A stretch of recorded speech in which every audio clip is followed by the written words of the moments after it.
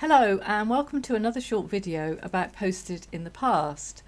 I researched postcards which were sent more than 100 years ago, and I used genealogy resources to create the family trees for the people who received the cards. So I have used the resources that a family historian would use for their own research. So that will be the census returns, marriage registers, birth certificates, etc. And these are the same resources that you may have seen used on A House Through Time and Who Do You Think You Are? Today's postcard is one that I haven't actually fully researched.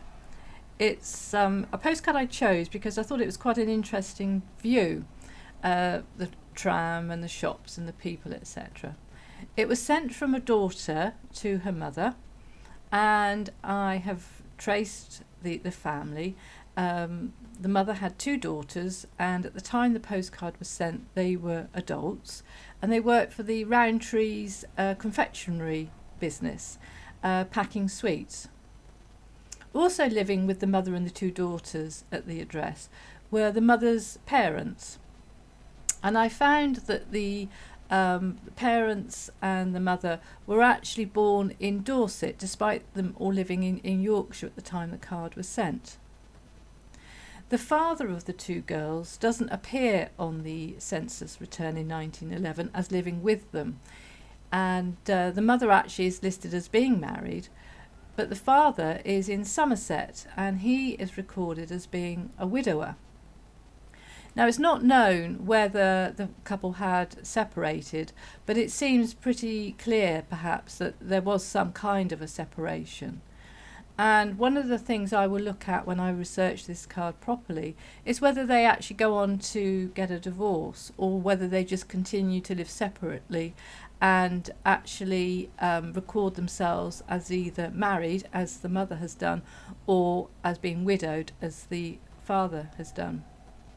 Of course, it wasn't necessarily easy for people to get a divorce at this time. You know, we're talking more than 100 years ago, and I don't know yet when the couple actually appear on separate returns, when they actually were living as a couple. Some of the postcards that I researched in my second book, Posted in the Past, Second Delivery, do actually have people in the trees who were divorced. One postcard was sent between friends, and the message actually mentions that the sender is feeling a bit fed up and not very happy. But of course, that could have been just how she was feeling at the time she sent the card. But later I discovered that she and her husband do actually divorce. They go on to marry new partners. And what was interesting was that the marriage certificate for the wife actually showed her as being the divorced wife of Joe Bloggs, and that was her status as deemed a legal entity. When I researched another postcard for the second book, it actually began as just a touristy card. It was sent from the Isle of Man to an address in Blackpool, and the people in Blackpool were the son of the sender, who was a young lad at this time, and a housemaid who was looking after him. I found that the mother and the father of the young boy had divorced many years earlier. And actually the divorce records that were available made quite hard reading. The marriage didn't last very long, and the records were actually dated from when the child was a baby. In the records, it's outlined what the grounds for divorce were. The husband, the father, had been violent. He had thrown the baby onto a bed, but also there was violence against the mother, his wife, and several instances of this as well. There were also cases of adultery, and the instances were recorded in quite detail, the husband was recorded as frequenting certain establishments, hotels, temperance hotels in some instances, with women, and the women are named. There's several of them, and they include more than two, I think, prostitutes. So it's all outlined in great detail. And another woman who he was accused of committing adultery with actually lived in the same road as the couple.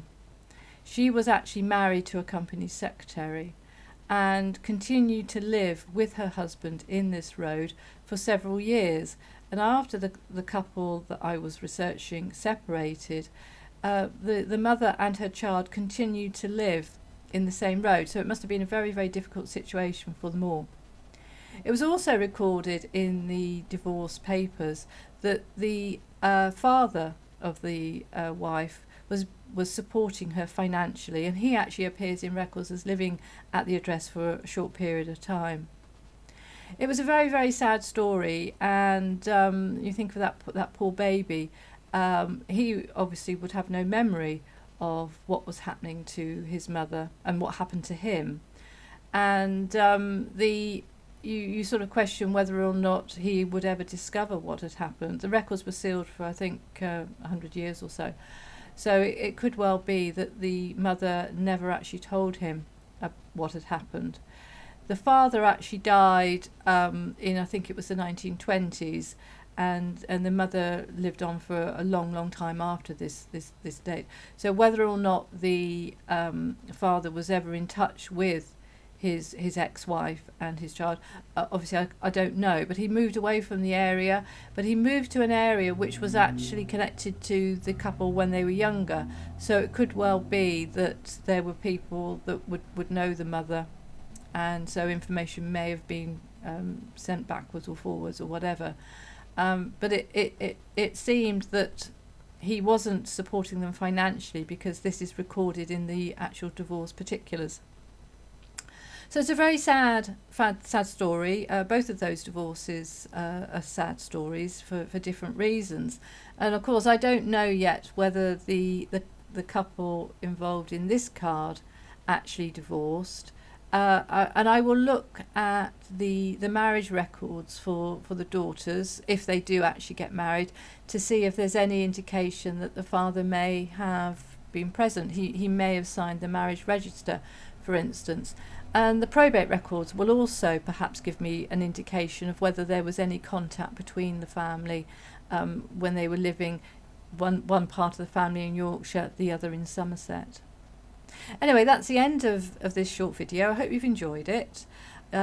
Every day on Twitter and Facebook I share a postcard which will have been researched in either of my two books, or will be one like this one, which is a new postcard to me, which I still need to research. And you can find me on Twitter and Facebook as Posted in the Past.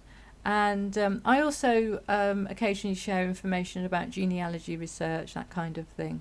So if you're interested in learning more about the postcards I have, or you just have a general interest in genealogy, or perhaps you're thinking about beginning your family tree, do get in touch. Thank you.